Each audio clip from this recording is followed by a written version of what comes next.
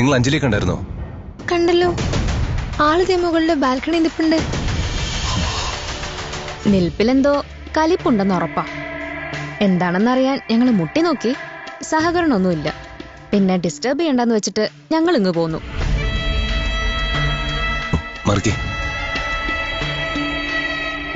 സംഗതി സിന്റെ ആർക്കാണല്ലോ മോളെ.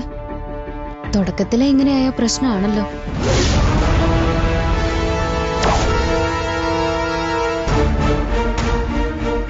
അഞ്ജലി,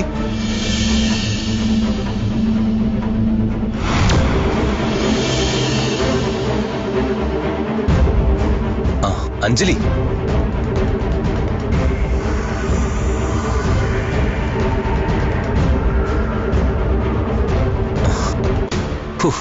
താനെന്താ ഇവിടെ വന്ന് നിൽക്കുന്നത്? തന്നെ ഞാൻ ഇവിടെയൊക്കെ നോക്കിയെന്നോ? ഹാളിലും കിച്ചണിലും വർക്ക് ഏരിയയിലും ഡൈനിങ്ങിലും. എന്തിനാ നോക്കിയത്?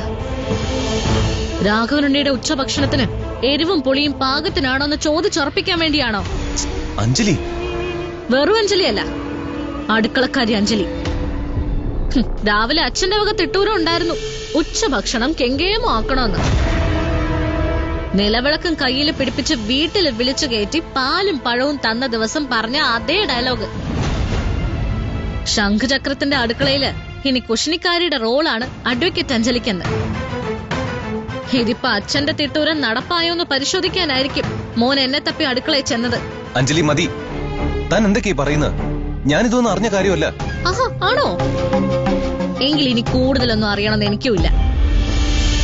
ഞാൻ ഇറങ്ങുക ഇവിടെ നിന്നും എന്നേക്കുവാൻ.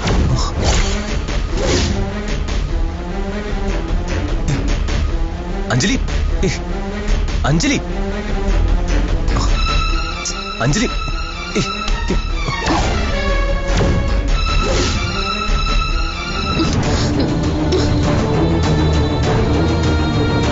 ആദ്യം പൂർണ്ണ മനസ്സോടെയും രണ്ടാമത് മനസ്സില്ല മനസ്സോടെയാ ഈ വീട്ടിലേക്ക് അഞ്ജലി കയറി വന്നത്, അർജുന്റെ കൈ പിടിച്ച്.